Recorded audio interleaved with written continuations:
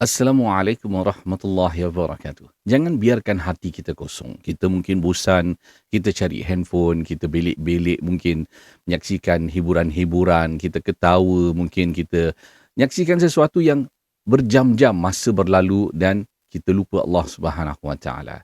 Pastikan hati kita sentiasa terisi dengan Al-Quran, kita banyak berzikir. Semua ini akan menjadikan kita bersiap sedia untuk bulan Ramadan yang akan datang, ataupun untuk kita nak pergi umrah, ataupun dalam kehidupan kita setiap kali kita jatuh ke dalam kesusahan, kita ada Allah Subhanahu Wa Taala. Kita tidak akan hilang arah sampai ada yang sanggup mencederakan dirinya. Kerana apa? Kerana tidak tahu apa ingin dilakukan.